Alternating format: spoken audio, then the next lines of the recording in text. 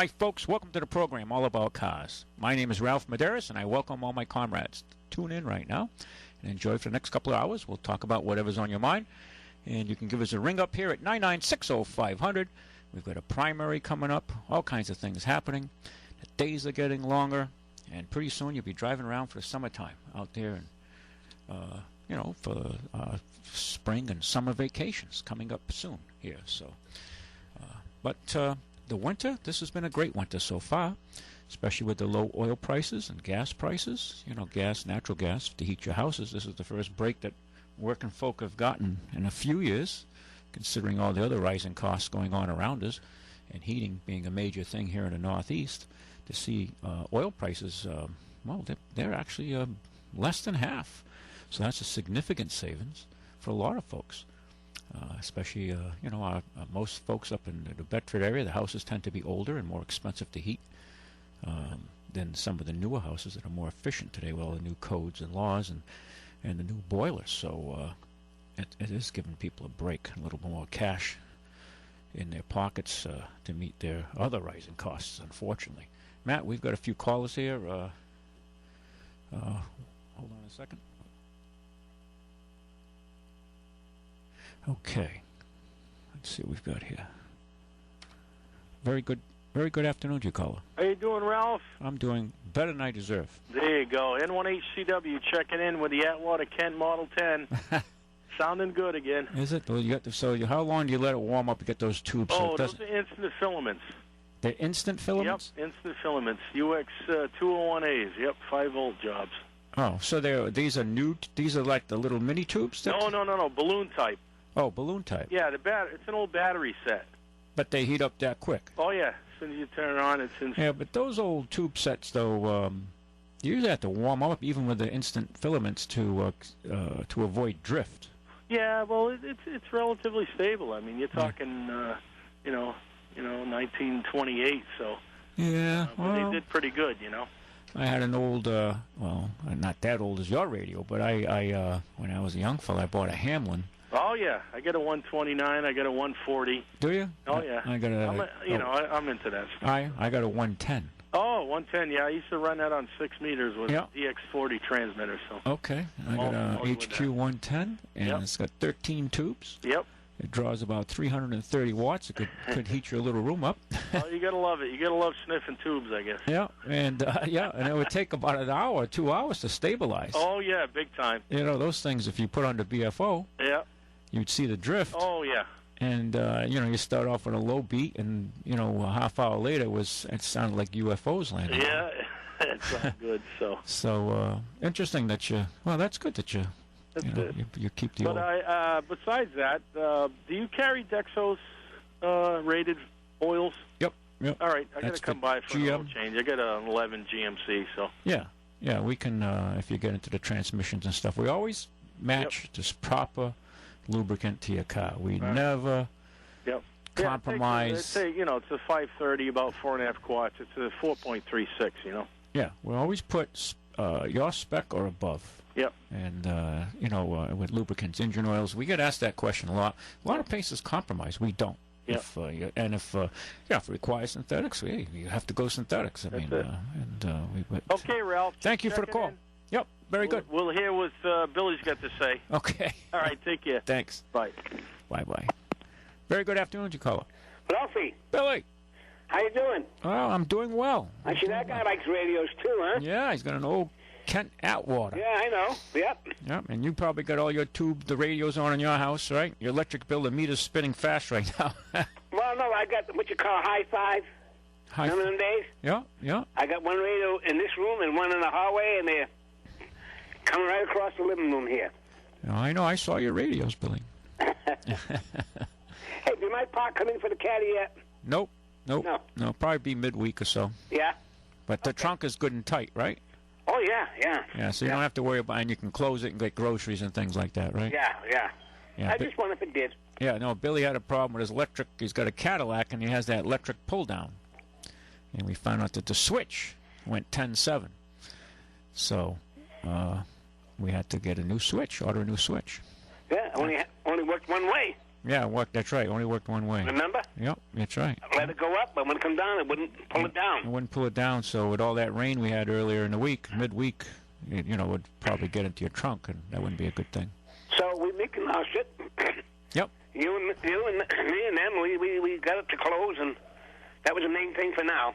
Yeah, well, we did an intelligent guinea rig, as they say, and to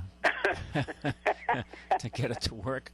And well, now when the part comes in, it's nothing, just slip it right in there. Yeah, just a little bit of work. And hook up the power, and we're all done. Yep. Yeah. Yep. And everything. I'm make sure. surprised that was that reasonable, that switch.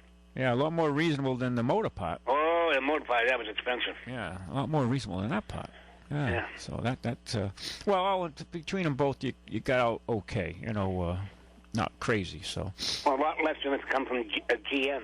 Yeah, if it came from the Cadillac, it would have been a lot more dough. Right. Yeah, so we found a way. With you when we get this thing fixed up here. Yeah, found your way to save a buck. Yep. So. I looked all around your cars, and I see you got a lot of Jeeps up there.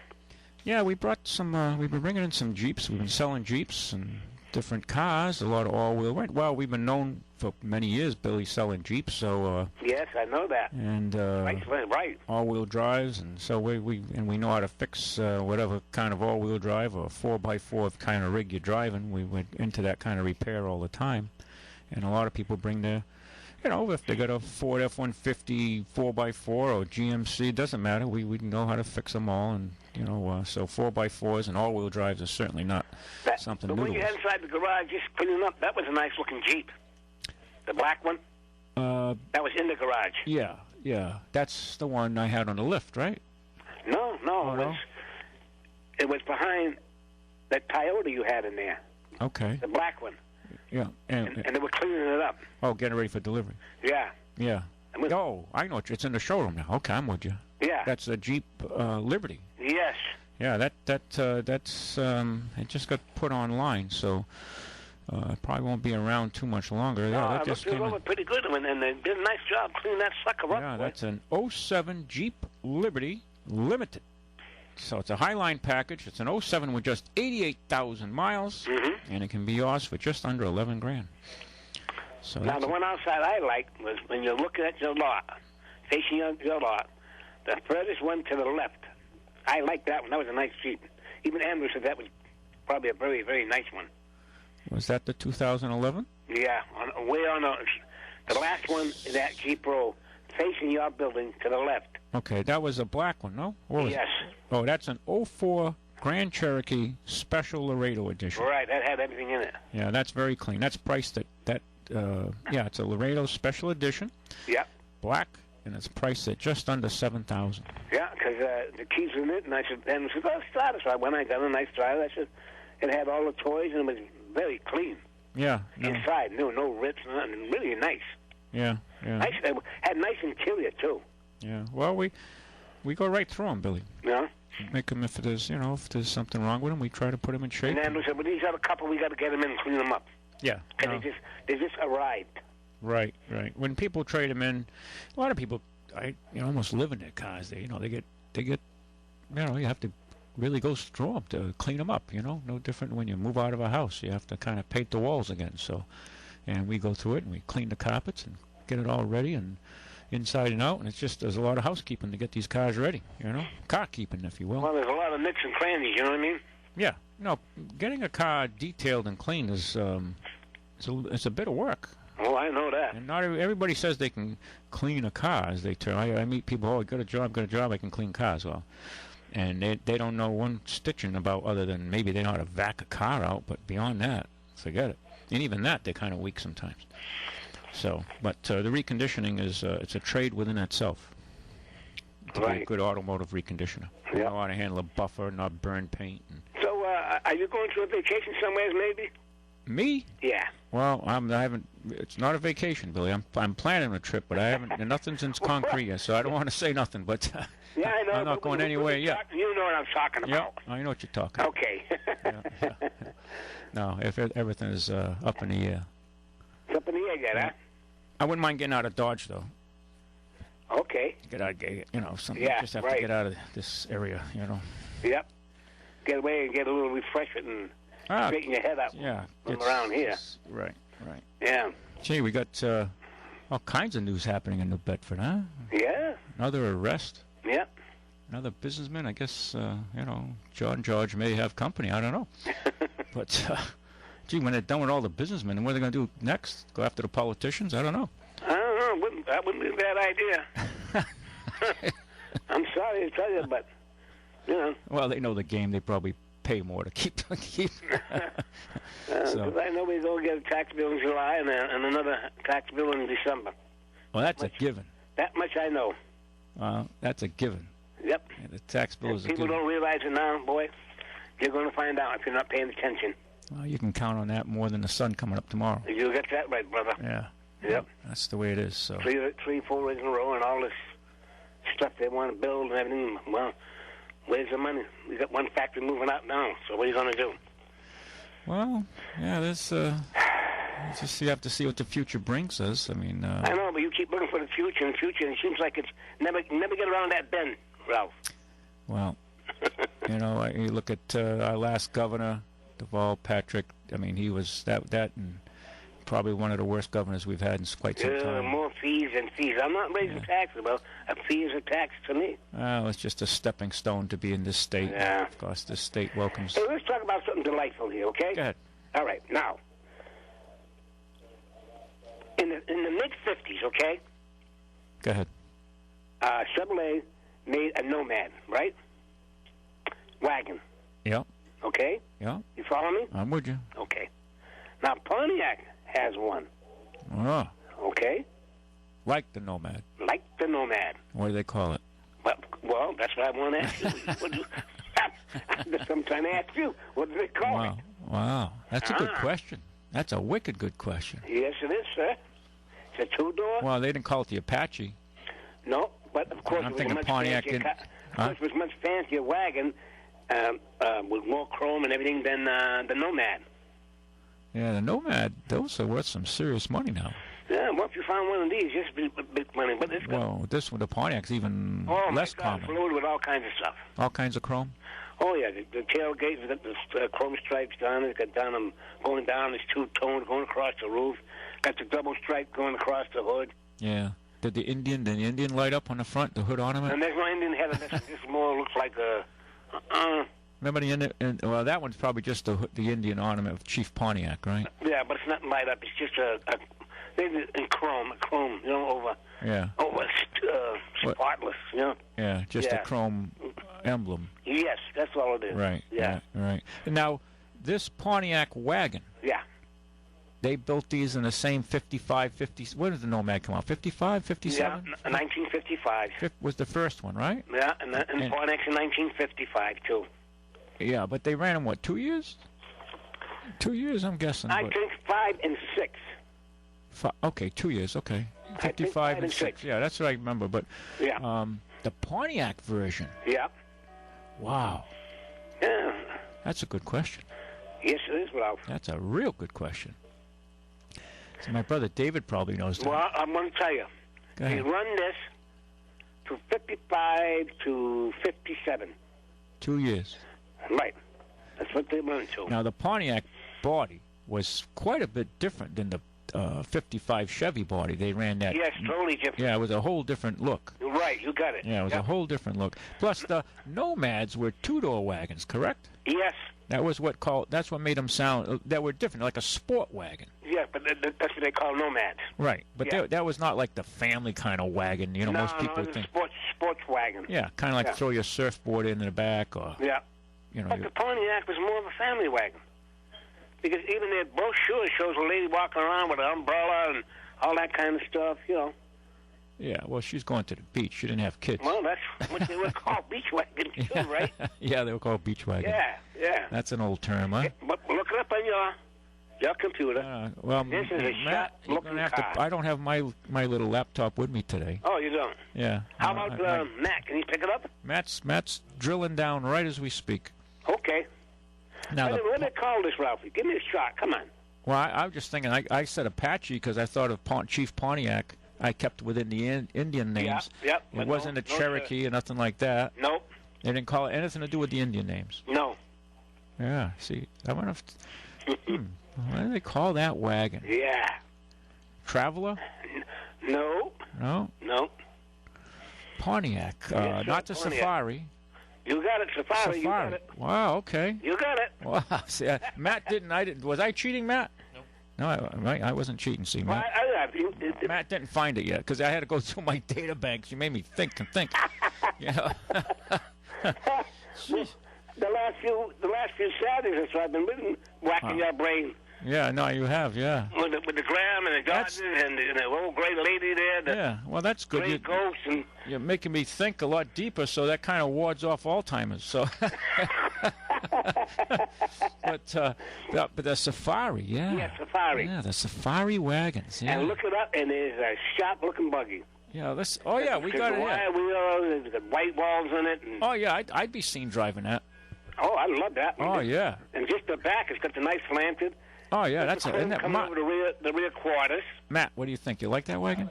Matt likes it. Matt likes it. Like Mikey likes it. Yeah, and then the bumper had the plate light right into the bumper guards.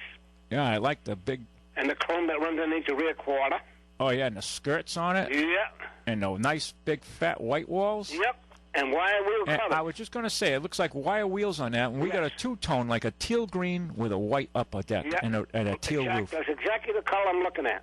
Yep. Exactly. And it's got a beautiful, nice big vent window. Yes. And it looks like sliding rear glass in the back behind the slides in the back, right. Yep. Yeah, that's a real lady. Yeah, huh? Well, that's a chick magnet car, let me tell you. Oh, that's a Safari. You go down to Beach West Safari and pick them up. Come on, girls, get in. I'd have that car in South Beach. That's right. And I have naughty boy. my Hawaiian shirt on. Yeah. Sandals bumming around. And you'd have all those chicks saying, "Oh, look at this guy here, man. Waiting for nice car. Can we go for a ride?" Waiting for my Social Security check. Hey, even the steering wheel's tilted that green. You see it? The what? The steering wheel. Oh, I don't know. Do we have a picture inside now? Green. Yeah, in them days, it was like someone with green and white, two tones. Yeah. Yeah. I don't know. Oh, there it is. We got it. That's in green. Yep, that's green. And the seats are pot green and white. Right. Yep, it's two-tone inside, too. We built some great cars, huh? Didn't we, huh? Yeah, look at the vent window handles. A little manual vent window handle to crank it open. Most of these young kids don't even know what they're missing today. No, they don't know. You know? They know all the cars. And look at the handbrake on that thing. Yep. You know, see the handbrake on the left, Matt? Hey, what the heck's that on the dashboard on the left? You know what that is? What's that? I think that's a compass. Is it? Matt's zooming in on it. It looks like a compass to me. Yeah, that's a real... That's not factory, though, is it? Yeah, because it used to come through with that in there, remember? It used to be mounted on the dashboards. Oh, I remember the old-timers, older than me, that is, a big deal was to get a compass in a car. And they used to ask me, kid, do you know how to calibrate a compass? Well, at the time, when the first person asked me, I didn't. I learned quick, though, because of the magnetic deviation inside it. Because anything you see will turn that right off. Well, inside the car, you'd have the magnetic pull, so you had to kind of like neutralize that, so to make the compass accurate. But the old timers, that was a critical. This was before GPS. Now today, if you ask most people which way's north, they don't have a bloody clue. They don't have a clue which way's north or east or west, and they rely on their phone or the GPS. And to get around, think about this now, Billy. To travel, if you're going the wrong way, you look at your compass and say, hey, wait a minute, I'm heading south, I'm going the wrong way. The old-timers would know this. Yes. And they know they're on the wrong road unless they had a detour or something that made them go south instead of north for a short period of time, obviously. But today, people can't even read a map, a road map. They look at the GPS and they see the little arrow moving for your car. And there's my car, and I'm going. They can't even. It says which way is on the map. Well, you are also. Yeah. Well, the GPS will tell you, like, turn right now. Yeah. You know. Oh, you didn't turn right. Recalibrating, and then it'll recalibrate your trip. Yeah. But I know years ago in the service, with the compass, you couldn't get anything near a rifle or a Jeep or something because we'd throw that compass right off. Oh, absolutely. Yeah, they taught you that. Yeah. Yes. Actually, they used to teach you that in Boy Scouts, but today I don't know what they're teaching in Boy Scouts. Mm-hmm. I'm sure they still do the real hardcore Boy Scouts. Well, sometimes when things don't work, you got to go back to the old ways, Yeah. Well, Like the Indians, look at that sun and tell you where you are. Yeah, well, it's people today. And you could do that when you're on your safari with this car and all your chicks. I hope your wife ain't listening about this now. No, that would be my second life. Oh, That's my second life. That's not this life. That's a second life. Okay. Okay, that's different. That's different, all That's right. different. Oh, maybe Cuba. You think so? Yeah, that'd be a nice car to have down in Havana, Cuba. Right? Yeah, well, Go you got down a lot of old cars down there. Yeah. They could I seen that on Chronicles the other night. Yeah, I got a lot of old cars, and they repowered them, though, with a lot of diesels because of the price of fuel and a lot of Russian diesels they put in those cars. Well, and then they couldn't get parts for American parts anyway, too, you know? Yeah. Well, yeah, probably. Well, I don't know. They could probably get parts. I mean, if you can get drugs, you can get parts, right? That's fine. But drugs would be easier than parts. Yeah, you can get. Yeah, you know, I could get a pound of weed easy, and I can get a carburetor. Could figure that out. Yeah. I don't know. Ralphie. Yeah. Damn, that's 3 weeks in a row. You did pretty good. Well, last week you got me. But I had to dig deep. It just hit me. Safari. Ding, ding, ding. Well, and they took that name, Safari, right into the 60s. You kept going on. Indian names. No, I know. But then I thought about it. I said, wait a minute. They call them Safaris. Because you know what I did? What? I just, a Pontiac Safari wagon with wood on the side came to mind. Oh, okay. In the 60s, they built one, I forget the heck it was. If it was Catalina wagon and it had wood on it. And I said, Safari. I said, dang, that's it. Yep. So, well, but today, a lot of folks just, they don't, if you understand how things work, it makes things work better. And most people don't know how things work. They don't know how things work, so nothing works better. So, and that goes from not just starting a lawnmower. That goes for everything in life, and that's why everything's going to hell in a handbasket, Billy. You're absolutely right, but I just miss looking at some of these old cars because they just had such class. Yeah. You know what I mean? Yeah, well. Today they come up the road, I'm looking at them and saying, what the hell is this car? Yeah. Who made this? Or where'd it come from? You know what I mean?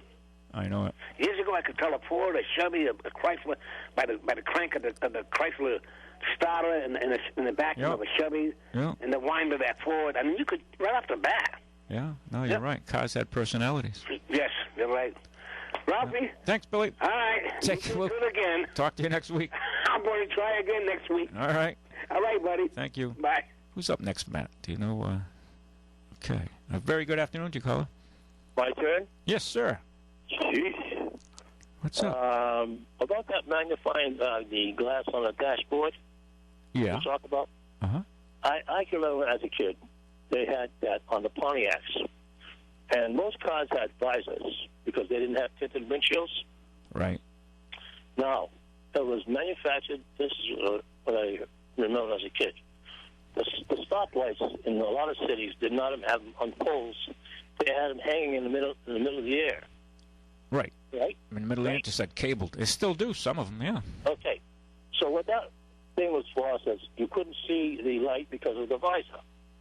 So that used to be close to in between the speedometer and the windshield, and it's shown into the glass. Ah.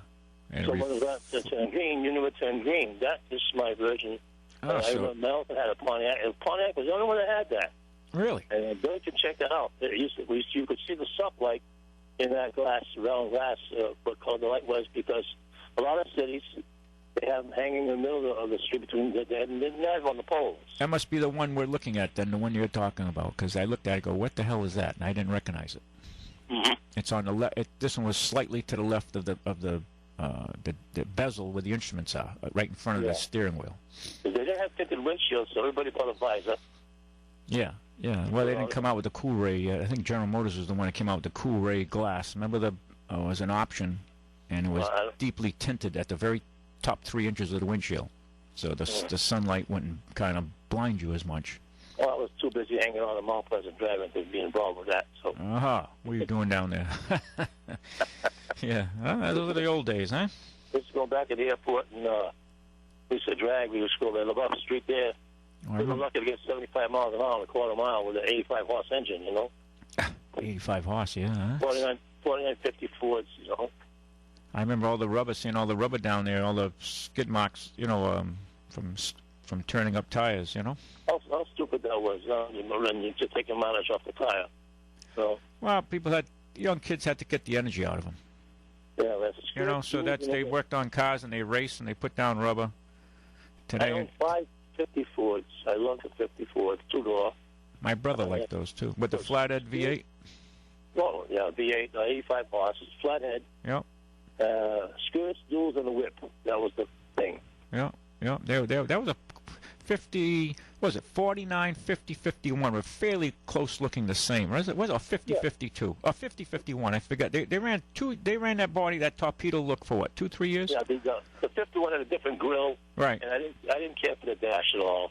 Yeah. But the 51, and I had a Crestliner. Have you ever had a Crestliner? Yeah. Yeah, it was black and yellow. Wow. Yeah. So I just thought I'd put my input about that glass because I thought that was pretty. Whoever thought about that, but pretty ingenious thinking. Well, back then, those old timers, they figured a lot of things out in a mechanical sense. You know what I mean? Today, everything's done electronically. One thing, just for the conversation, I got a calendar over here about old cars and the handles. You pull down on the handle to open the door. On what kind of car? Any kind of the old cars, you pull down on the handle. Oh, yeah. No push button. Well, even as good as the car looks in the picture, they're all hanging halfway down because they usually let go. Yeah, they let go. Yeah. Well, anyway, I thought I'd give you a call. Well, thank you for the call. Yeah. Interesting. Everybody's got their little memories. You know who this is, right? Yep. Robert Redford, right. Hey, Rob, good to hear your voice. Okay. All right. Later. See you later. Bye-bye. Robert Redford. Very good afternoon to you, caller. Yeah, Ralphie. Yes, sir. Hey, what do you think of a 78 Chrysler LeBaron with a 318 in them? How were they? Do you know? Yeah, decent little car. Go like hell. 78 LeBaron was a rear drive, V8 through 318, if I'm not mistaken, 5.2 liter. It's got the 318 two-barrel carburetor. Yeah, I think Billy had one like that. Yeah, if it's the body's clean, no rust, it's a fun car. A 2-door or 4? 2-door, coupe. Oh, that's a nice ride then. Yeah. Yeah, well, I just spoke to a guy, and he's asking about $1,000 for it. It's in pretty good condition. It's got 4 new tires and factory rims. You got all the paperwork on it. It's only got 109,000 original miles. Well, listen, if the body's decent, the body is decent. Yeah. It's got a uniframe. It don't have a chassis, he told me. Oh, yeah, I know. But, I mean, that being said, though, as long as it doesn't have any significant rust, cancer, that's not terminal, and that'll be a fun car. If you have to squirt it with some paint and clean it up, that's okay. For $1,000, what are you going to complain about? No, I just was wondering how the 318s were on those. The 318s were... And that would have the points, I guess, of the distributor cap, right, Ralph? Yeah. What year? 78 on that. 78, you're right. I didn't look to see if they had the distributor cap with the points and all. I'm not sure. You might have what they call the first generation of the transistor ignition. That might be right on the edge. I'd have to look. That's right on the edge in those years. But that being said, that's no big deal. It's one less thing you have to deal with. But But everything's in working condition except for the heat. What's wrong with the heat? Well, he said he put a new radiator in last year. Yeah. And which is a real radiator. He might think it's the thermostat because he only uses it in the summer, never takes it out in the winter. And he put a 165 thermostat, so I don't know. That could be it.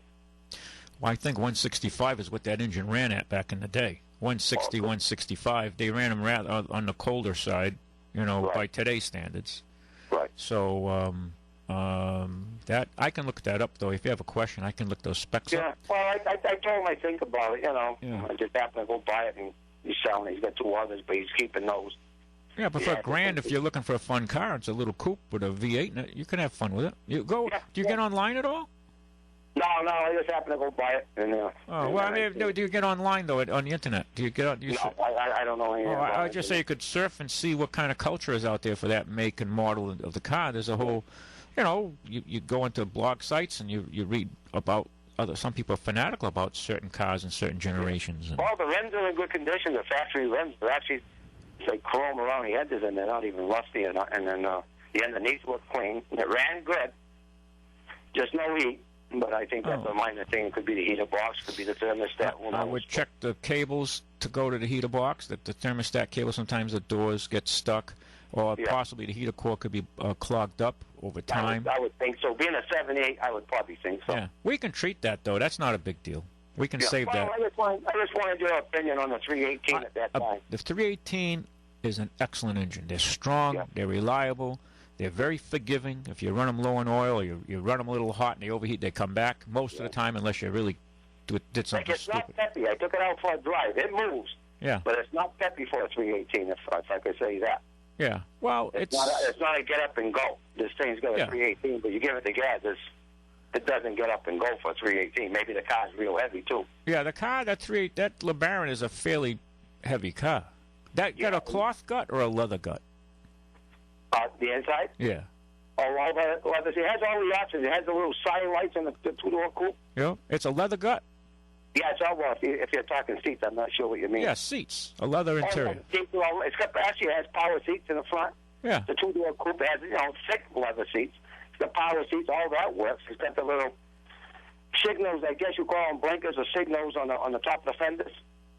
When you put your signal on, you're driving, the left and the right, they're on top of your fenders, too. You can see them at night, I guess. Yeah, they put little blinkers on the top of the fender of the light. That's correct. Right, they all work. All the lights work. High beams, low beams, all the lights work. Even the little side lights in the door, because they had like a half vinyl roof and half metal roof, and then they put those little side lights. Put a little. That's right. That's right. Yeah, you got that. I'm not sure what they call those, but they're like little marker lights on the side of the Landau roof. Marker lights or something. Yeah. But anyway, it's not a bad looking car. He's got 4 brand new tires on it, and I said, well, let me think about it and take it from there. Yeah, I got a clip you can listen to. Hold on a minute. Let's see if we got it here. See if you recognize this. Everyone asks, Corinthian leather? Of course, why not the best? It's the same with our new Chrysler New Yorker. It gives you everything. Powerful V6, anti-lock brakes, front-wheel drive, rich leather, 770 protection plan. And Chrysler's exclusive Crystal Key program, complete car coverage with owner care. Remember that's that even better than Rolls-Royce or Mercedes. Chrysler New Yorker gives you the one thing you always wanted in a luxury car. Everything. Do you know that voice, caller? Yeah, that sounds like Mid-City Dodge or something, isn't it? well, they sold him. That's guy from the Mid-City Dodge back in the days. Well, he's not Portuguese. This guy's Spanish. That's Ricardo Montalban. Remember? Like I tried to find. We did it quick because I was talking to you, but he did that. Because a lot of the Portuguese guys and the Spanish guys, and all, they would buy those things and put the Louis Lowrider Springs or something on them. Yeah. Well, that's Ricardo Montalban. He used to push the Chrysler Cordoba, which is basically. Right. But I remember going to Mid-City Dodge back in the 70s too. And it sounded like somebody that owned the Mid-City Dodge back in the days. So. Yep. Well, thanks, Ralph. Thank you. Thanks for the call. Bye-bye. Hey, one more thing. Yeah, go. He said if I do get it, he said I could take it to my mechanic, which is your shop. Yeah, we'll survey it for you. He said like this, if you wanted him just to jack it up and check it to see if there's anything major, that's okay with him. That's good. Well, if you want a fun ride, that sounds like it. Okay. Thank you, Ralph. Thank you. Bye-bye. Very good afternoon to you, callers. Thank you for holding. Are you there? Sounds like you're having lunch. Well, I'll let you. It's your turn. I hear your phone down. Is he having lunch, Matt? I don't know. Well, you got a few seconds to get to us, and then I don't have to disconnect. Anyone else? Hello, are you there? No, I don't know. I think. Well, you can give us a call here at 996-0500, 996-0500. We can talk about whatever's on your mind. And I've got to let this fellow go. And you can ring us up. Oh, we got another caller. Hi, caller. Very good afternoon. Hey, good afternoon, Ralph. Hi. It's Ricardo Montalban. Hey, We're Ricardo. talking about the Cordoba. That's right. With fine Corinthian leather. Look what they've done to my car. Those commercials? Yeah. Next thing you know, he's on Fantasy Island with that little guy. Oh, that was Fantasy Island with, not Toto. Was it Toto? No, Toto was the dog in... Yeah, and Wizard of Oz, yeah. Tattoo. Tattoo. I know Emu, Mamu, Tattoo. Mino, or whatever. You know the little guy I'm talking about. Tattoo. That could be it, yes. Yeah, Tattoo. Because they used to, you know what I used to like about that? They used to drive down in a, what the hell did they call it? They called it the Jeep he had was a tourist Jeep. It was called a tourist. They made those for several years in the mid-'60s, and it was a two-wheel drive Jeep. They were painted in pink, and they had a candy stripe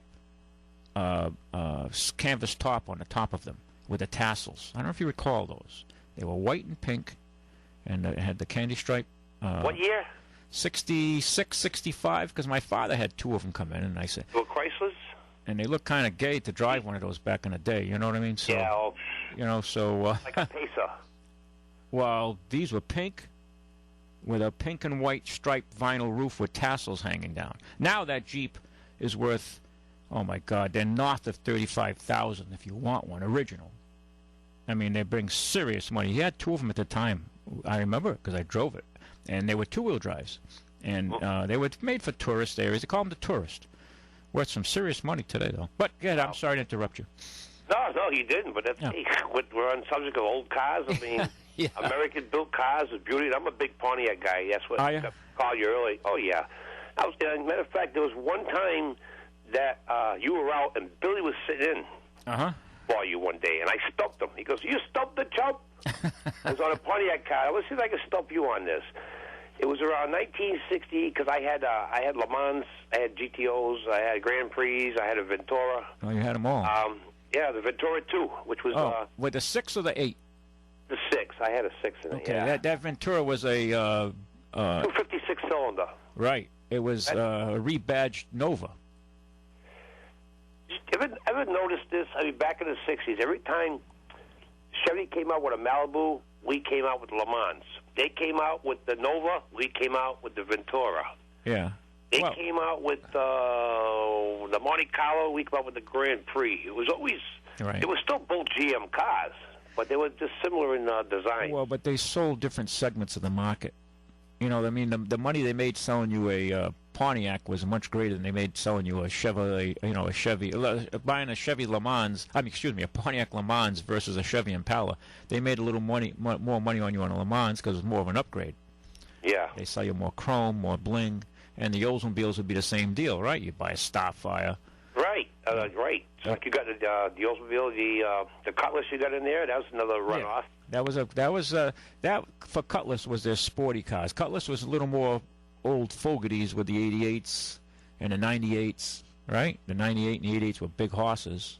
Oh yeah, the Delmont 88s, the Delmont 98s. Yeah, they were. You could drive through you wouldn't even need a bomb. You could drive right through a building with one of those things. You had to get up to speed.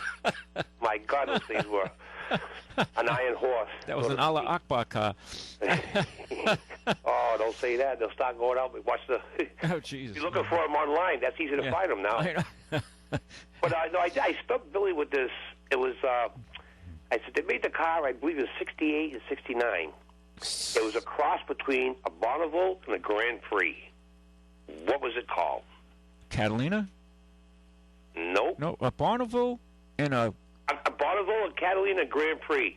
And they only made it, I think, for a couple of years. It was a cross. Pontiac, blank, blank, blank. Well, they made the Pontiac. They had the Le Mans. They had the Catalinas. They had the Bonnevilles. Grand Prix. I don't know if there was a special couple of years that they did this. Pontiac Venturas.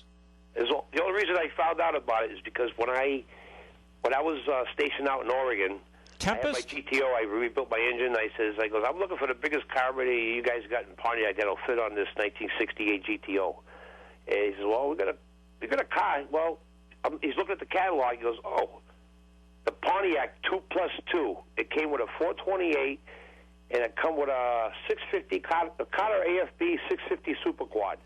I said, okay, that's the carburetor I want. Wow. But to drive from Oregon back to Massachusetts, I probably shouldn't have picked that carburetor. Yeah, Oregon, I guess not. It worked great, but it was called the Pontiac 2+2. Pontiac 2+2. Yeah, you might look it up. What a beautiful car it is. Yeah, hideaway lights, just like some of the Grand Prix. The first year, the hideaway lights in the GTOs was in '68. That's what my car had. Oh yeah, I see it. That's the one. It had the flipper lights on it, didn't it? No, it had the up above and below headlights on the sides, right? Yeah. Yes. Is that a close-up picture? I don't know. That car must be like 45 feet long. I don't know. Oh, that was a coupe. Yeah, that's a beautiful car. Oh my God! Look at that thing. No, that's a beautiful lady. Yeah, absolutely. Yeah, no, that is a nice. And you know what? It's funny because if you roll the back windows down and the front windows down, it's all wide open. Yeah, that's a true. So there's no center bar there. Right. No, that's a beautiful car. Absolutely. No, I agree with you. That is a ride. Yeah, that's a traditional American ride. Most people. It looks like did you look up a 68 Grand Prix? What year you looking at? 68? I'm looking right now at that. Well, I'm looking at I'm looking at a Catalina. So I guess the Catalina. It's called the Catalina 2+2. Right. Yeah, Catalina. But the 2+2 must be an upgrade over the Catalina model. Right. I see that's Billy. What does the 2+2 mean? Because we all know what the 442 meant, right? Right. Yep. Was that 4-speed, 4-barrel carburetor, and I forgot what the 2 meant. 4-speed, 2-wheel drive, I guess, rear drive. I have no idea. Yeah. There's another 4-speed, 4-barrel, 2-wheel drive, if I'm not mistaken. Now you're testing me. Yeah. Well, Billy's probably listening in the background. I know it. Yeah. He's probably laughing right now. I know that. That Catalina. Someone else would probably know that too. But the 2+2, what did that mean with that Catalina? What did it have? All Catalina parts. I mean, you could have a 2+2, and you can get a door, you can get a fender, and everything fit. We're going to look that up. It could be. It only had one carburetor. It didn't have two carburetors. I don't believe so. Two 4-barrels. I look for the 2+2s for sale. There's actually some for sale online. Yeah. And I looked at them. I goes, wow. And some came with, I think, the dual quads. Oh, dual quads. Yeah, that'd be. And what was the show the engine on that? On the right in the box. 428. And it came with a that's good. A Carter AFB 650 Super Quad. I remember that carburetor. That thing, it must have weighed 45 pounds. Matt's looking at. It was a pizza. Yeah, Matt's looking at one here with tri-power. What's that on the same site, Matt? Catalina made a tri-power too, I think. Yeah, well, yeah, they had them right in the early '60s too, like 1960, before GTO. What's it say on the box over there, the right up, right there? What's it say for engine size? There's a show for spec. It gives you the height, the length. There's the engine right there. See it? If it doesn't tell you At that time, that was the biggest engine in the '60s at Pontiac Bay was a 428. Then eventually made a 455. Right. Yeah, they built some and Chevy made a 454. Well, 1 cubic inch difference. What was that? An alternator. Yeah. I know, but it was so compatible. It's unbelievable. There's no. Like a Le Mans and a GTO, they were basically the same body style. It was just different. Exactly. Yeah, but there is no replacement for displacement. Right. People don't understand that. You know what I mean? But there's no replacement for displacement. Okay, as far as just look at that car, so you say, "Wow, that was made right here in America. That's beautiful." Yeah. What the hell happened to the country? Yeah. Now, I got to let you go. Like I said, you know what? It's funny you said that back in Cuba. There's a lot of old cars down there. I saw a documentary on TV about it. They love the old muscle cars, and they love just the old luxuries, and even the guys who buy and sell the old Cadillacs. Some of the places in Switzerland. Is it Switzerland? Some guys used to buy. In Europe, a lot of places. Europe, they love the old Caddies, the 57s, the 56s. Yeah. Well, they just look at it as American power. Around here, no one wants to drive something like that around. Only downtown with Billy, other than that, once a year. But on a summertime. Over there, they drive them year-round. Well, they got the weather for it, too, so. Well, I sold a Grand Wagoneer once to a fella from the Netherlands, and gasoline there at the time was $7-8 a gallon. I said to him, geez, this thing's going to cost you a fortune to drive around Holland and all that. He says, oh, this is more of a status symbol. People see it parked in front of my house, they're impressed. And once in a while I'll drive it down into town and buy groceries and come back. And it's just kind of like it's like an American excessive right. of excessive power, and that was his answer to me. So it was to him was kind of like the pride of ownership. As somebody, just get an old cardboard box with a 60-inch flat screen and put it on your sidewalk. They say, well, this guy must have money. 2 days later, his house got robbed. That's what happened around here. Yeah, well. They say never put your box of your TV out front after Christmas because they know what you got inside your house. Yeah, that's a good point. It's a shame. But well, the country's, we got to, hey, I don't know, we got to save it. Got to save it. Got to let you go. Trump does. Well, let's see. Thank you. Have a great day. You too. Thanks for the call. Bye-bye. Caller, thank you for holding. Got a short time. Yes, Ralph. It's Bob in the Cushioners. How you doing? Hey, Bobby. How are you? I'm good. I got a car question. Go ahead. My van, my Grand Caravan. Yep. I got an intermittent directional problem. When I turn left, the things flash. I'm quite rapidly. So my first thought was maybe I got a burnt light bulb. Yep. But the lights were fine. The bulbs were okay? And it started working again. Okay. So I'm thinking maybe that multi-function switch is probably defective. That could be. If it's blinking fast, that's an indicator, just like you said, of a bulb being out, a lamp being out. I checked and it was fine, and then it started. Yeah. It's intermittent. I was coming back from the museum yesterday, and it acted up on me again, you know. You might want to, sometimes they get dusty and dirty and down there, and you get a little grease in between the switching and the switches. Sometimes if you might be able to buy some time, if you can. I'm not even sure where the switch is located. We can blow it out sometimes, and that buys you some time. Sometimes they're sealed in your SOL. But, is that an expensive switch? That's high beam, low beam turn signal as well? And wipers? Well, I didn't try the other functions on it. Well, I probably got an honest $80, $100, I'm guessing, but I can look it up for you. All right. I'll probably stop by the shop this week. I don't want to drive it around like that because... Yeah, no, we'll check it for you. It'll be a safety issue, you know. Okay. Thanks, Bob. All right, Ron. Yep. Have Thanks for the call. Yep. Bye. Bye-bye. Folks, we're out of time for this hour. Stay with us. Caller on the line if you want to stay with us through the news. More than happy. I'll pick me up on the other side of the hour. It's all about cars with Ralph Medeiros. Thank you for listening. Be back in a few minutes.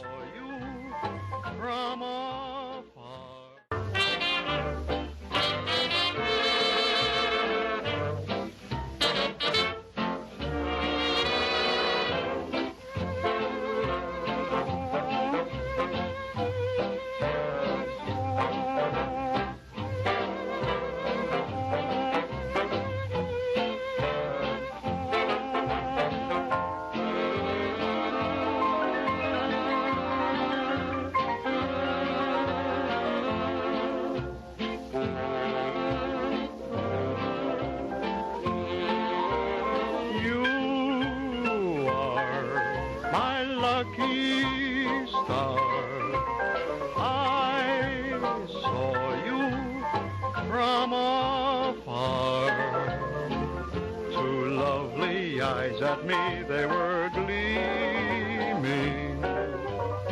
beaming. I was starstruck. You're all my lucky charms. I'm lucky in your arms. You've opened heaven's portal here on earth for this poor mortal. You are my lucky star.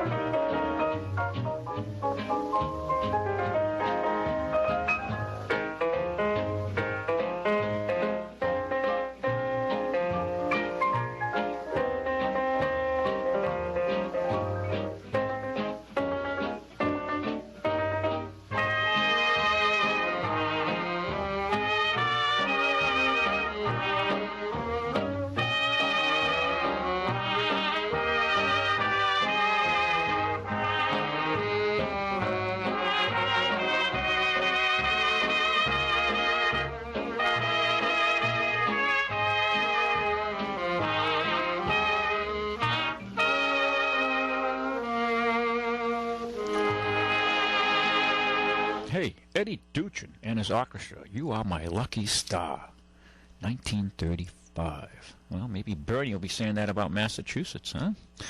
Anyway, this is all about cars with Ralph Medeiros. I own and operate Ralph's Auto Center, located in the north end of New Bedford, with my son, Andrew, 867 Church Street, to be exact. And we're located just off of exit 5 of Route 140. Not a traffic light or a stop sign to get to us.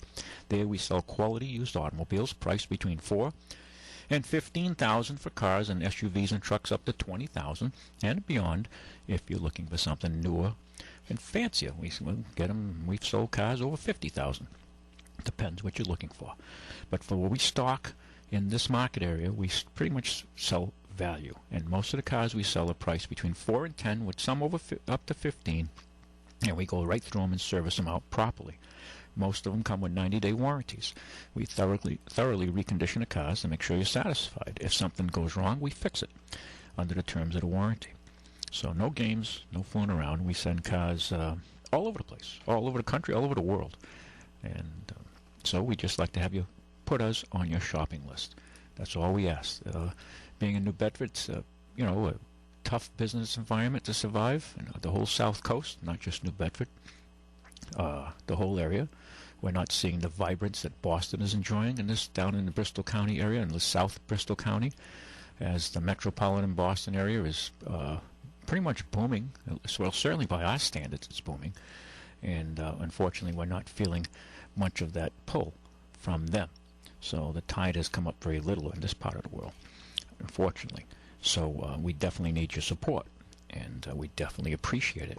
We're very grateful for the customers who've come in. I've met some great people over the last several weeks coming in and out, and I talked to them and bought cars and service with us, and I'm truly, deeply appreciative of this, and I mean that in all sincerity. You're vital to our continuing and being successful. We're out for election every hour we're open, and you vote with your dollars, and we're very aware of that, and we try to deliver value and the integrity that you expect. It's so hard to find today from vendors of all types, from A to Z, regardless, or services, from whether it be from the government or from private entities. Everybody today is getting schlocky in their services and their attitude and their performance, and that's the problem with the country. I think very often it's everybody is like I tell my kids, when I tell them, and meeting people, greeting people, basic mannerisms, and I say just be average. Somebody my age, when you meet a young man who's just average, and you're introduced to them, and they put out their hand and shake your hand, and they're polite and have basic average mannerisms, I go, wow, I'm shocked, because we're so used of people today with just below average that when you meet somebody who's average, you're shocked. For somebody who's over, let's say 50, 60, when you meet a young person who just has average mannerisms, not above average, just average, you're shocked, because we're so used of below average. It's unfortunate, isn't it? But hey, we have to be the change we want to see in the world, each and every one of us. So it's easy to complain about other people and things and systems, but we have to be the change we want to see. And you have to, pursue people who have the power to make things change, and who become complacent. A lot of the politicians are that way, especially higher up the food chain they go. They're more insulated from you and I, and that's the way it is. Anyway, you can look us up on the web at ralphscars.com, as do many, many people outside this area do every week, and come down to see us for cars. So we do send a lot of cars out of the area, even into the Boston area, because our prices are very competitive, and we service our cars out, and people know this. Okay, we've been at it for a long time, since 1959. We've been in the car business, so we go back a few years, to say the least. And if you haven't done business with it yet, then maybe you should come by and see us. Don't be a dummy. We can save you some money. So come by and shop and give us a shot. We know there's a lot of people out there listening who haven't come by and seen us yet for services. Or if you don't come by and see us, at least refer somebody to us. You see somebody going through a hard time and they're not getting a car, fixed right, or they're ready for a car, please refer them to us. Matter of fact, if you call us, you get a $100 referral fee, but you got to follow our system, okay? Because I know a lot of people come in and say, oh, so-and-so I sent down 3 weeks ago, bought a car. Well, if we didn't hear from you prior to him coming down, then you're not on the radar. So, but you can get a referral fee if you know somebody's looking for a car, and they'll be happy and you'll be happy. So check us out, ralphscars.com on the web, or if you come by to our physical location on terra firma. We're located at 867 Church Street, just off exit 5 off of Route 140. Very easy to get to. We have a caller. Very good afternoon to caller. Thank you for holding. Are you there? Hello. Hi, you're on. Okay, hey, the guy was talking about the Nova, right? Yes. Okay, Nova, spelling a Nova, right? Oldsmobile made the Omega. Yep. Pontiac made the Ventura, and Buick made the Apollo. Buick. Nova. Okay, yep, and yeah, based all on the Chevy Nova. Yep. All basically the same cars. Yeah. Now The Buick was called the Apollo. You know, the Apollo I remember the least. Yeah, I know. They didn't sell that many. No. And the other thing you were talking about, the Jeep on Fantasy Island? Yes. I believe that was a Fiat Jolly. Fiat? Or a Fiat Jolly. Oh, I don't know. They made the Jeep made us in 65, and, 66. Also, Morris Minor, I believe, in Britain, made a version of that car. Morris Minor. Well, yeah, the Brits did make someone. You mean like the with the tassels and all that? Yep. I don't know. Look up the tourist Jeep. But the one in Fantasy Island, at least the ones I saw, was a real McCoy Jeep, except it was that tourist version. I didn't know the Jeep ever made anything like that. I know Fiat did, and I'm sure Morris Minor did. Yeah, Morris Minor. Yeah, I remember the Brits. Not many Morris Minors were imported into the country. No. That's how far back I go. Yeah. I remember the Morris Minor, though. That was, I'm trying to remember if that was through British Leyland, if they owned Morris Minor. I think that was part of their group. Yeah. There was a big group of those. I don't remember everybody, but yeah. I used to work on NSUs. Oh, God, now you're dating yourself. Now, did you work on the Wankels? Yes. Wow, okay, so you're in... I worked for a dealership that sold them. Not the one on Puritan Street? Yep. Okay, yeah, in Dartmouth, right? Yep. Yeah, wow, that's historic now, you're telling me. Yeah, I remember NSU very clearly. Yep. Yeah, the Germans, they invented, Felix Wankel invented the Wankel engine. Yep. And they marketed the NSUs. Have you been by the Bernie Sanders office downtown? No, I haven't. No? No, why? What's up with that? Well, I walked in wearing my Donald Trump hat. Oh, gee. And asked him a few questions. Wow. I'm planning to go to Hillary's office, which is next door, wearing my Donald Trump hat. Wow. Geez, you're lucky the proletariat didn't come and, subdue you. You could say I'm not politically correct. Well, I think, I guess it's going to be... Well, I like to see how many people this coming Tuesday, granted it's an election, it's a primary kind of election, it's not a formal election, but I like to see how many people are going to get off their ass and go vote. I actually asked them if they knew the difference between communism and socialism. Yeah, and what did they say? They didn't know. Well, I pretty much, well, the socialists let you own it. They just take all your fruits. The communists, you don't own it, you work for them, Pure communism is everything is owned by the people, distributed equally, with no government. Socialism, you can own your own home and your clothes, but everything else, all production, all communication, is owned by a very large government that takes all your money. Right. So if you're lucky enough to have money left to buy a house. Yeah. But that's the difference between socialism and communism. That's the simple form. There's quite a bit more. Yeah, there's all kinds of isms when you start to look at it. Yeah. Unfortunately, a lot of people today just don't have a grasp of these systems. I've been to certain countries where the work is paradise, and let me tell you, if you're on top, life is great. But if you're in the middle or below, forget about it. Oh, yeah. Under this, especially under communist or socialist countries, I've had the opportunity to, travel in some of these places before the Iron Curtain went down, and it was a good education. Yeah. It's a good education. If you want to watch, be part of non-communism, go to North Korea. Oh, well, that's the workers' paradise now. Kim Jong-un. It's the son that's running it now, or the grandson from the original. Yep, grandson from the original. Right. So, what amazes me when I see him? He looks like, he pardon the expression, but he looks like a fat little pig that you see on the label of Gaspar's Linguiça. And you look at all the soldiers around him, it looks like they eat one meal a day of rice. I mean, you look at everybody else, they're skinny as rails. Him, it's almost like he's one of those, what do they call them in Japan? The little veal, the chobi calves there, what's the Kobe calves, chobi calves? What's the little... That I'm not sure. The Japanese veal they have there where they constantly massage the little... Kobe, right? Kobe? That's what he reminds me of. I mean, It's so much. It's crazy. It's ridiculous. But they're nuts over there. But we'll do business with them. We've got, under the Clinton administration, we gave them all kinds of bunker oil for them not to build nuclear missiles and do testing, and they defied that in spite of all our hundreds of millions of dollars of aid and assistance and food to the North Korean workers' paradise, and they lied to us. And, you know, it's just crazy when you see some of our foreign policy. We're doing the same thing with Iran. Well, Iran, we're giving them back their money, which we impounded. And, you know, all that money they're getting, a lot of that money we froze for years.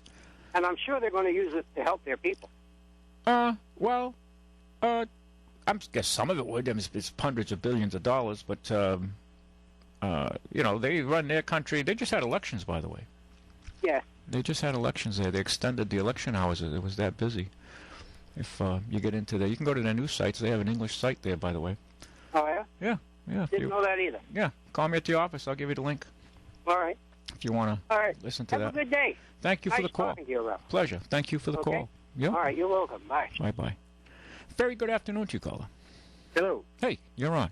Are you looking for the mini moke, Ralph? Say that again. The mini moke? Yeah, the mini moke. I think those were the ones that were used like in the plane to plane, and it had little tassels, a tiny little thing with a little... I thought they used the... Did you find that Jeep, the tourist, that they call them the tourist, Matt? Did you find it? The pink Jeep, the tourist? Jeep Wrangler, the tourist Jeep Wrangler. The mini moke, I don't know. I'd have to look up. But this was a Jeep when I saw one of them. They were was it? Oh, okay. They were in like an Army Jeep, except the Army Jeep was pink. And we had several of those I remember as a young fellow, my dad had some on the lot. Is that a picture of it there? He had the pink. Well, these are newer ones you got, Matt. And it was a two-wheel drive Wrangler. Well, they didn't call them Wranglers, and it was a CJ. It looked like what they call it, a CJ 7 or CJ 5. Must have been a CJ 5. CJ 7. CJ 5. There it is, and they use them. And I guess Matt's got a picture of them in Hawaii. What do they call it? The Kaiser Pink Jeep, Hawaii. So this is something they had. They you know, had it on and off, and I remember driving at the time, and as a young guy, you know, I said, hey, this Jeep's a little gay to be driving around like this, a pink Jeep. But it was a fun Jeep, I have to admit, with the tassels. I just remember the little mini moke, and actually Rose Auto, one of his sons used the autocross one with a tiny. They were like little 10-inch wheels, almost like my I remember Mini Cooper. Rose Auto was near Battery Park over there, right? Near Fox Corner Road? That road. No. I'm going back. I'm thinking of Rose where the Dusader and law offices used to be the First National Bank. Used to be a car lot years before that in front of the World War I Memorial there, right on Route 6, Kempton Street, right over there. It may be the same person, but I just remember. Well, family, but I know the Mr. Rose you're talking about on Fox Corner Road. Yeah, absolutely. Yeah. So the mini mook. That's called a mini mook? Yeah, the mini mook. We'll have to look that up, Matt. See if you can. A tiny little thing, a little convertible. I remember the car. I'm trying to visualize it though. I remember the name. I've heard the name, and I have to pull it out of my memory here and see if I can pull it up. Oh yeah, I see it now. It's you know what it looks like? It looks like a Jeep Wrangler put in a dryer. Yeah. All right. Exactly. Now that I look at the car with the bug eyes, it looks like a Jeep Wrangler that was put in a dryer. It almost looks like a golf cart. I guess that's a little derogatory to call it a golf cart, but it's small. Actually, it's pretty very small. It's pretty cool. It was a little convertible. There's no side curtains to it, and that's just the way you got it. You know, yeah, I do remember that car. Very few were imported in the States. Right. I did see those cars on Caribbean islands, though. Yep. On British-run Caribbean islands. Yeah. That's that's definitely a collector's car now, huh, Matt? That's pretty cool. Oh yeah. Matt would like one of those. See, it's probably got like a 1-liter engine. Yeah, well, she was a little tiny thing, but because she was so goddamn light, the damn thing used to win the tight autocrosses. Yeah, well, yeah, that I wouldn't want to roll it over though. No. Without a rowboat. Boy, you brought back memories pulling that one up. Oh, yeah. Yeah, I remember that car. It looks like a Jeep Wrangler put in a dryer. That's right, exactly. Yep, the British version. Yep. Well, of course, their petrol is very expensive, so they had to be more frugal in building cars. You know, the Germans came out with a lot of weird stuff, too. You know, little cars that Yeah, that's a pretty cool unit. Yeah, you brought back, when I saw that car, I knew exactly. Oh, yeah, they got, yeah, that's a nice one there, Matt. Matt's got some real neat pictures here of that car at the beach. Very popular car at the beach. So, well, that's a good call, caller. Okay, buddy. Thank you. I'll talk at you. Yeah, bye-bye. Okay, we're going to play a little tune here for the Bernie Sanders and the Hillary song here. Oh, no, not that one. The other one we'll play here just to... There it goes. This goes out for all the Bernie supporters. I'll play it. Cue it up here now. And we'll play one for the... Here we go. For the Bernie and the Hillary supporters. Mostly Bernie.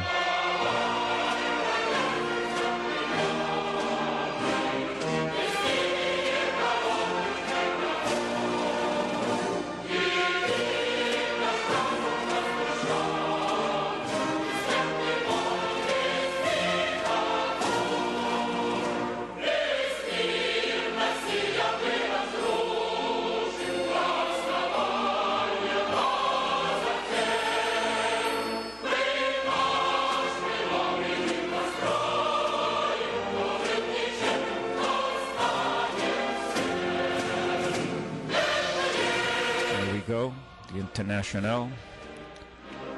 Oh, caller, you there? Oh, caller, please call me back. I hit two buttons at the same time. I apologize. So give me a ring back. We'll call us here at 9960500. And that there is the call for all the socialist and communist people throughout the world, the international. And actually, this is sung in Russian right now. But if you'd like to hear 54 different languages, we can pull that up as well. Very popular song for those out there who are into those views. Very good afternoon to you, caller. Ralph. Yes, sir. How you doing? I'm doing fantastic. Oh, I think I'll hit on some of the issues of the day. Go ahead. First off, you were talking before about service. Service is not dead. Good service, that is. Yeah. You give good service. Yeah. A Friday morning, I went to pick up some donut munchies for my kids in the donut shop. I got good service there. But certainly when we get bad service, it sticks out in us. Uh-huh. I agree. I remember reading an article, this was several years ago, about one of the major burger joints. I won't mention the name, it's not important.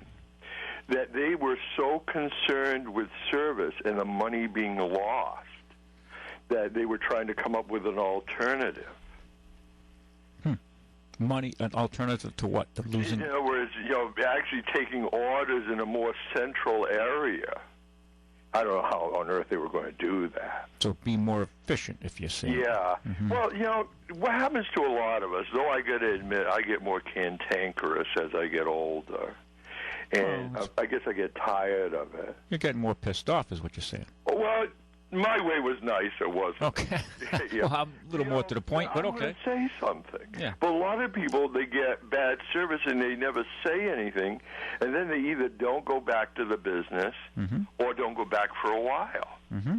And after a while, that adds up to lost money. Oh, absolutely. Well, no organization, whether private, public or semi-private public, right, whatever, can be perfect. There's always... We understand you meet people sometimes and you're impressed. Other times you say, my God, that person has such a rotten attitude, and it affects the whole image of the company or the organization, Right. So, personalities and people can make a huge difference.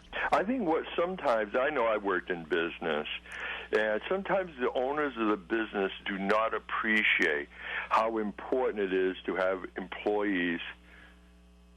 Well, I could just call them good employees. Mm-hmm. The employees who have to deal with the public.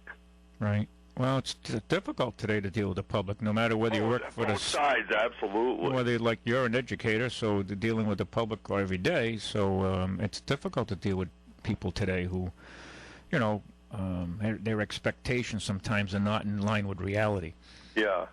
There's been times when I was working in the business world where, you leaned over backwards for the customer. Mm-hmm. You broke your back and they're still complaining. Well, yeah, there's some people you'll never satisfy. Well, there's reality that there are certain customers in the end that are not worth having.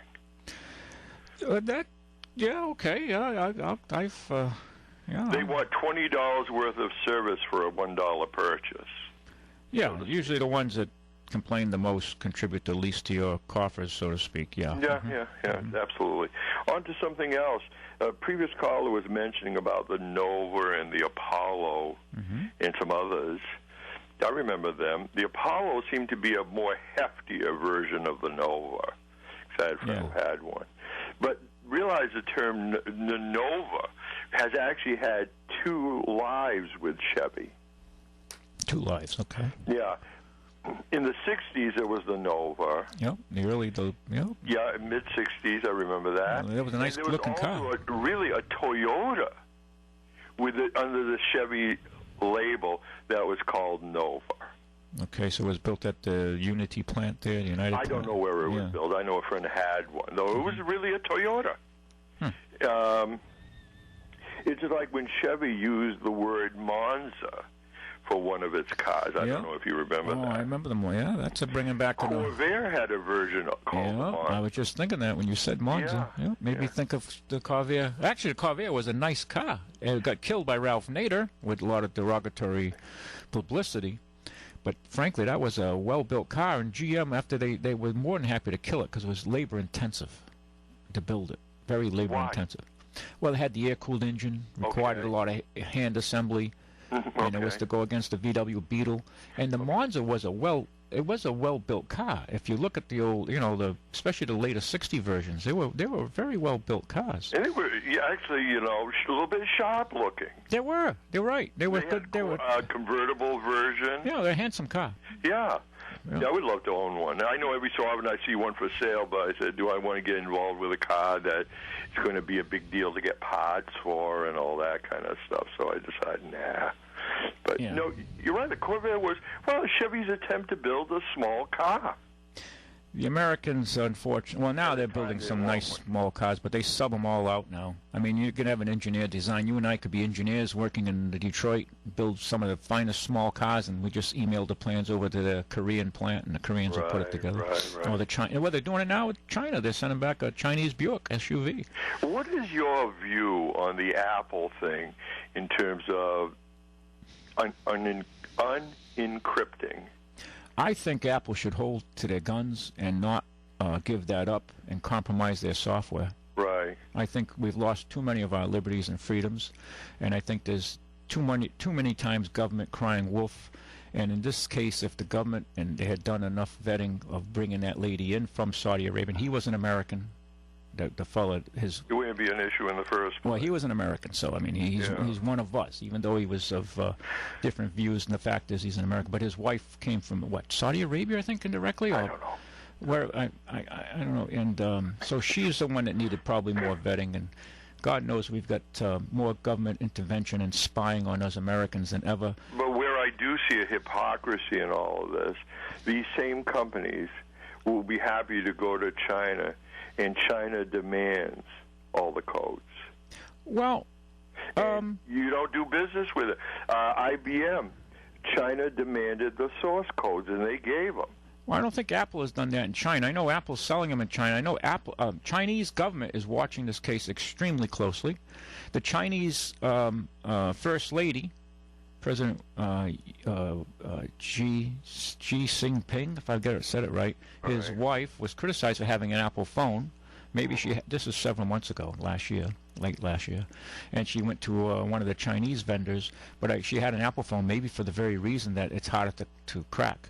I don't know. I mean, I just thought back. I wonder if this newest phone is available in China, and whether it's allowed to be encrypted. Well, her being at the very pinnacle of the food chain in China, she obviously could get whatever she wants. Right. She's the president's wife. So. Because I remember seeing an item on the news either yesterday or today in terms of China's internet.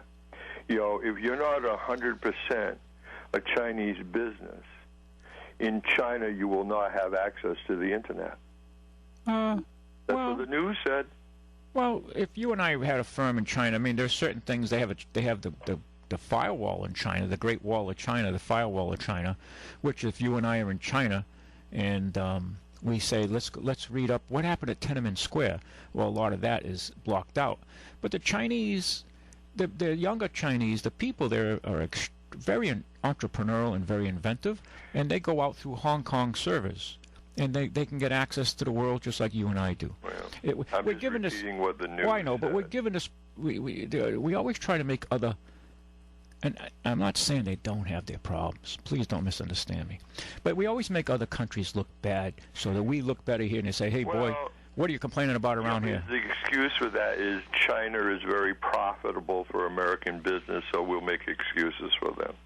Well, there's no question that the Chinese workers have allowed these American companies to make some enlarged profits, to make shoes and make everything from shoes to fishing lures to engines to you name it, they make it. And these companies, American companies, well, it isn't just American companies, these are transnational companies. They really don't have any specific allegiance to a country. As I've said many a times, I really don't care. I'd like to hear America first. Well, which is not very popular with the moneyed elites in this country. Well, maybe they should go live in China and get the heck out of here and let us Americans have America again. Well, you can say those things, but I mean it. It's America first. But are you for America first? Flag waving, you know. America first, right or wrong? You one of those? You know, I when I hear USA number one. I say America first when right to keep it right, when wrong to make it right. Well, all I know is when I hear USA number one, and it's usually in these political, that kind of upsets me sometimes because we're so screwed up over here in our foreign policy. You know, we've screwed up the Middle East. We took out Gaddafi. Absolutely. Now we're going after the Syrians to indirectly get to the Iranians. I mean, the Russians have showed us pretty firmly. Now we're starting to, you know, the Russians have been upset with us because people are saying, well, you know, we're going to put Vladimir Putin in place. Well, guess what? The Russians are pissed with us, too, because under the agreement made with Gorbachev, when the Soviet Union wasn't far from collapsing under working with the Reagan administration, it was agreed upon that if the Soviets had given back the Eastern Bloc countries, you know, and take down the Iron Curtain, if you recall that. You're old enough to remember the Iron Curtain. Oh, absolutely. Okay. Well, it was agreed upon that we would not intrude on, you know, in trying to surround them. So what do we? And we haven't kept that promise. We've gone in, we've destabilized the Ukrainian government, and we had an overthrow there. It was basically CIA put on, and our money has backed it, and it's all screwed up over there. And the Russians took back the Crimea, which they gave to the Ukraine. It's not. It wasn't Ukrainian soil from the get-go. And the Ukraine has been the breadbasket of Mother Russia for generations, and was under the socialist republics as well. But so I mean, we've kind of surrounded them, and well, I think and they're fighting. They're pushing back. They're pushing back. In terms of Iraq, who the heck put the bug in Saddam Hussein's ear to invade Kuwait? Well, I think the history of that would be very interesting if we knew the whole story.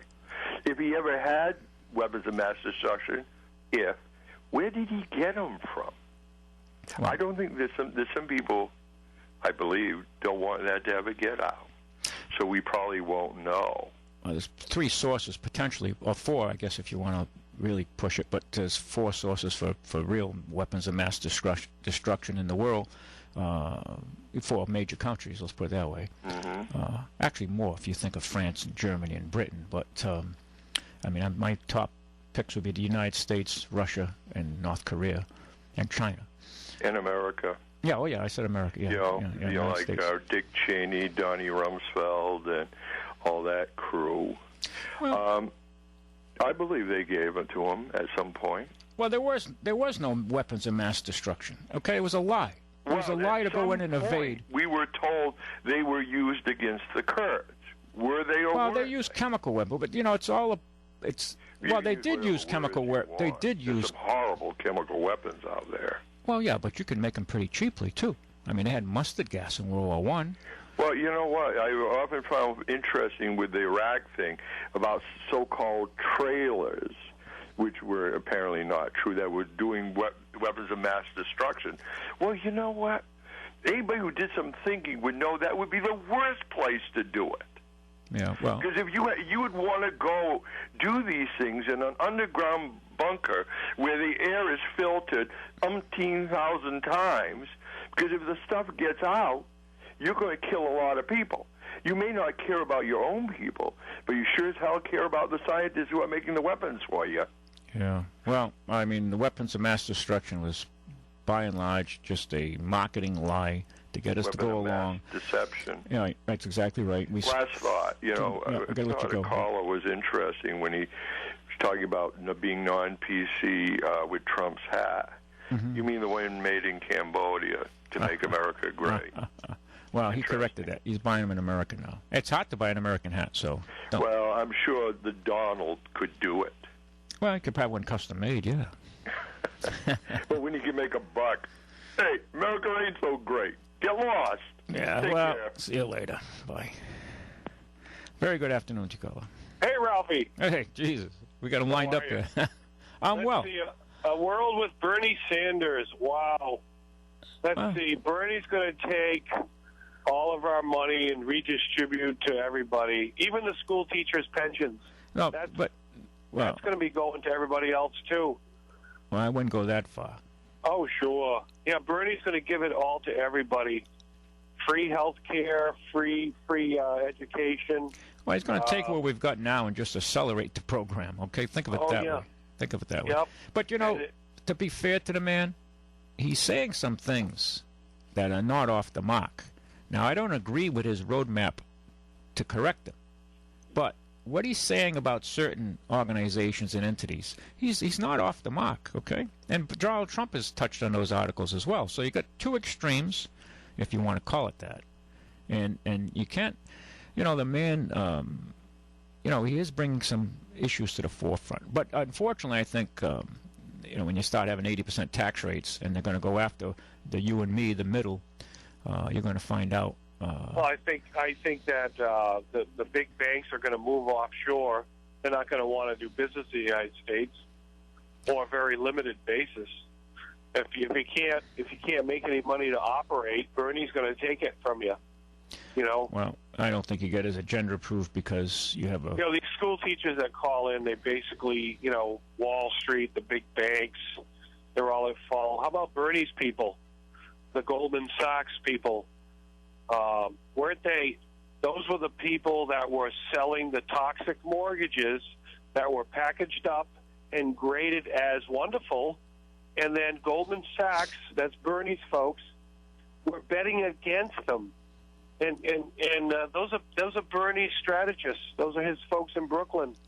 Well, I mean, Bernie rails against the banks for sure, and but it's we have to get back to you have to educate people. Liberalism is good if you own all the big buildings in New York City, and the federal government is subsidizing all those poor Hispanic folks.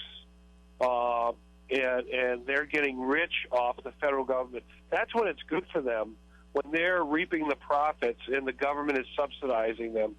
But, don't touch my wallet, but go after everybody else, Well. And then the school teachers, they don't realize their pensions are all in lockstep with Wall Street. I mean, the pension plans won't exist unless they make a profit, correct? Interest? Well, they have to have a return. They have these actuaries that figure it out to, what they need to pay out based on, the members and how old they are. There's a lot of math involved. And, the California Teachers Union has huge hundreds of billions. And Hillary, as far as a candidate, I'm surprised she's not tried for treason and shot. I really believe that. And a lot of people want to shoot her first and try her later. Well, I'm a humanitarian. I want to try her first in the federal arena and then shoot her. Well, this isn't North Korea, but I don't think we'll go that far. I think she may be held accountable for her. They talked about Apple releasing, their security codes and all that. But, I would say that if you're worried about security and all that, then maybe you ought to prosecute Hillary's case, bring that forward, because that's in violation of the federal laws. And she's taken money from Saudi Arabia for her library, but yet she's all for women's rights. Look at Saudi Arabia. Look how they mistreat women, but she's okay taking their money. I think that. And then she'll make a statement. Well, they gave it to me. Well, Hillary, you don't have to take it, you big fat liar. They're letting women in Saudi Arabia now hold elected positions in lower offices now, so there is some progress over there. Right, but it's majority ruled by men, and the women ride in the back with the goats, and they're treated as.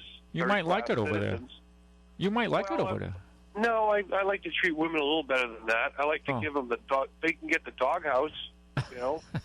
That's called the guest house. Okay. Well, hey, listen. You have to stay positive, and I think we have to keep our American experiment going. My mom ever heard me talk, she would whip my ass. Yeah. Yeah. Well, I think we have to keep our American experiment going. Unfortunately, I think it's going to take getting back to some. We got to get back to good Americanism and learn about our country and our Constitution and how the forefathers who wrote these laws, they weren't perfect by any means, but... So all you liberal commies in New Bedford and Fall River, vote for Bernie. He's going to pick your wallet. Well, Bernie might be the best choice in Massachusetts if you have a choice between Hillary and Bernie. Yeah. So, hey, I'll let you go. Thank you for the call. Hey, peace, brother. Yep, bye-bye. Okay. Well, what are you going to do? Just all the fractionalism out there in the world. Educate yourself.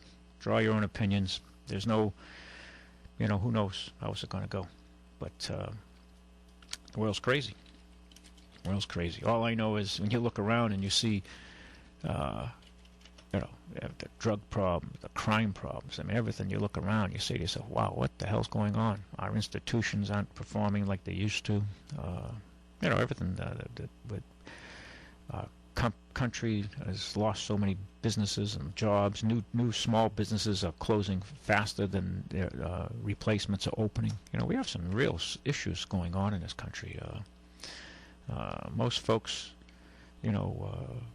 struggle to pay their insurances, their taxes, their mortgages. The wealth isn't there. We're not growing our economy. People in the private sector are certainly not getting pay raises like most folks are in a public sector. Of course, it's easier to raise taxes and tax people than it is to raise profits or create more wealth. It's easy to tax wealth, but it's hard to create wealth. I think these are the issues at the time. Very good afternoon to you, caller. Hey, thanks for taking my call, Ralph. You're in tele. You were talking about the Oldsmobile 442 a while ago. Correct. I thought it stood for 4-barrel, 4-speed, dual exhaust. You're right. My buddy Billy called me during the break, and I didn't get time to slip that in, but you're right on the money. Billy called me between the news hours, and it's dual exhaust. Ah, okay. Yeah, right on the money. And as far as the last guy that called there, he's talking about Hillary. Yeah. God, they put Martha Stewart in jail for less than what Hillary's. I know. But the Apple thing, what really bothers me is the guy that owns McAfee said, "Give me the phone, I can crack the code in a couple of weeks." But the whole United States government is unable to crack the code on that. That really doesn't give me a sense of security.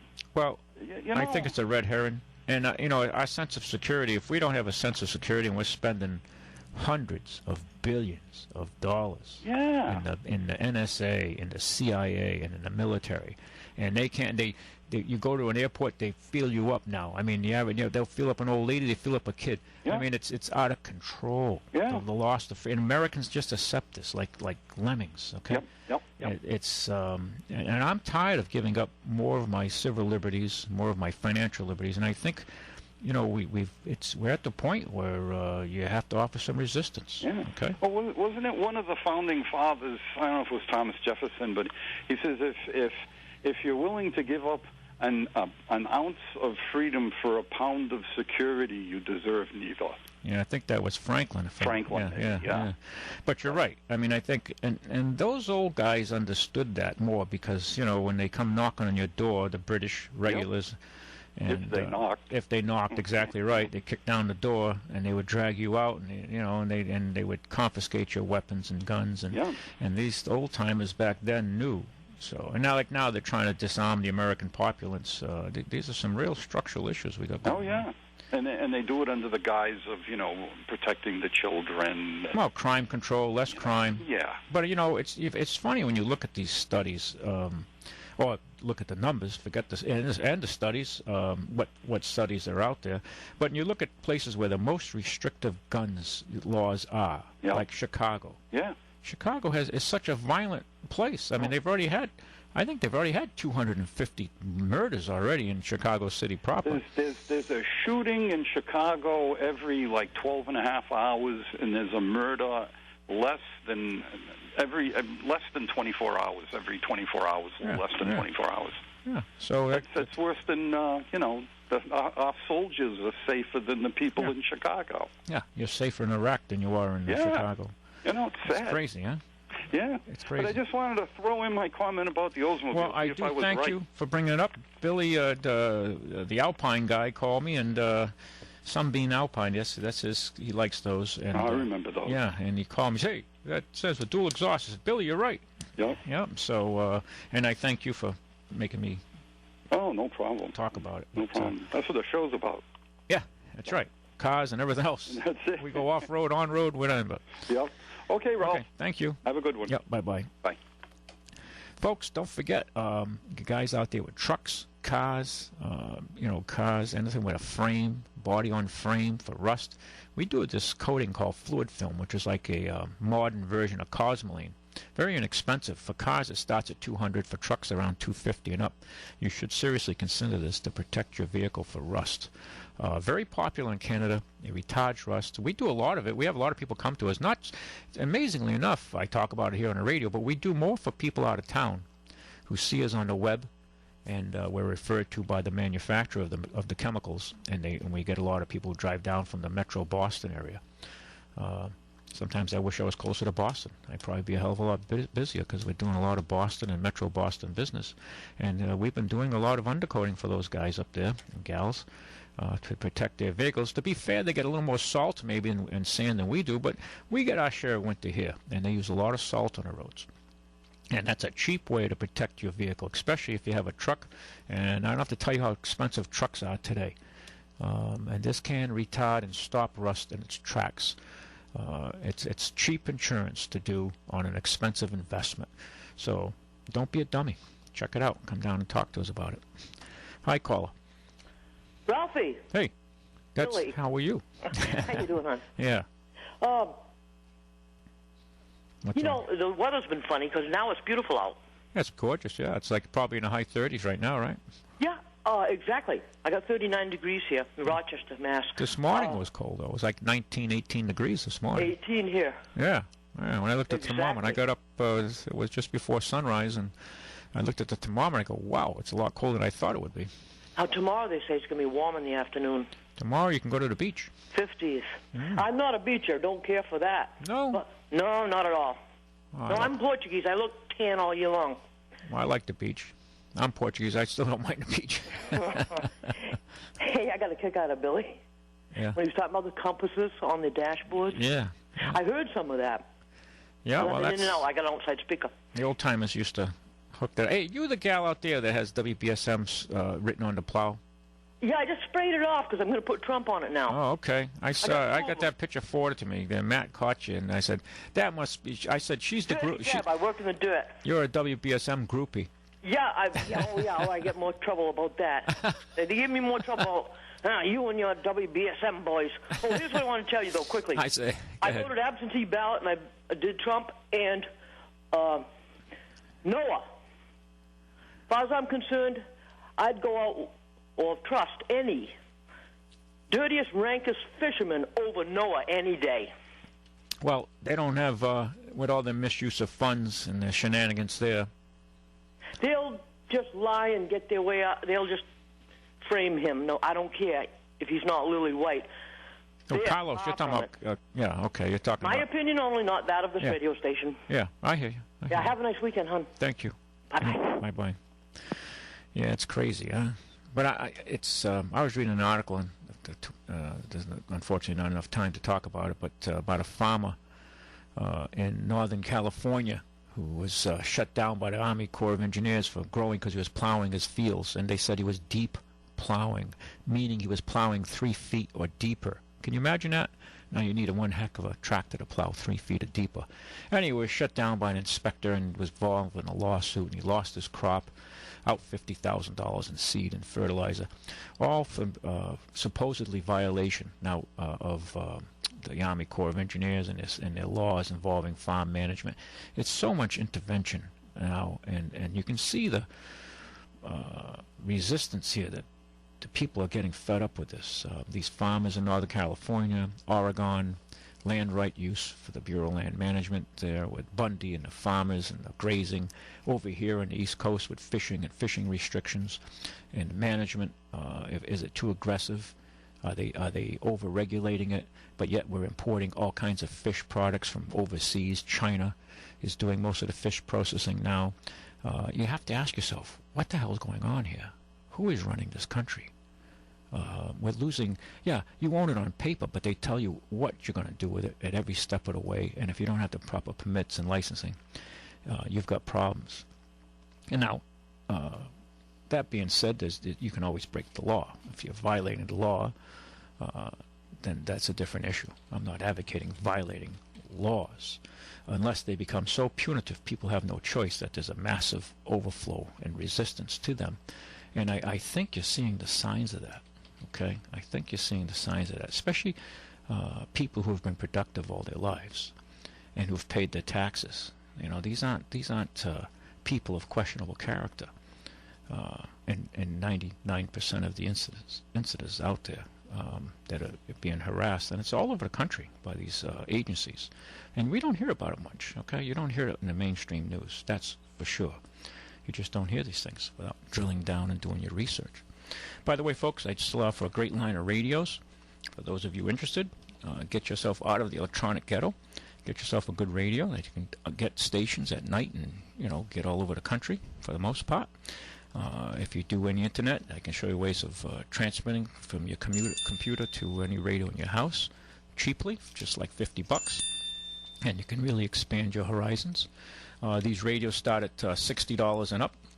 And these are all discounted from the internet prices. You can check me out. You can go online, and you won't buy them any cheaper than I can sell them to you. I order them by the case, and I do sell them at a discount, much deeper than you're going to get online through Amazon or anywhere else that sell this brand of radio. I always make sure these prices are extremely competitive. And I do it more as a hobby so people can have access and just become more informed, okay? You just have to kind of, you just have to be careful of what you let into your mind, if you will. The news, the main source news today is quite biased. Okay, there's a lot of different views out there in the world, and you should research that. And as I mentioned to you before, if you're in the market for an automobile, check us out at Ralph's Auto Center in North New Bedford. Thank you for listening. Catch you next week. God bless.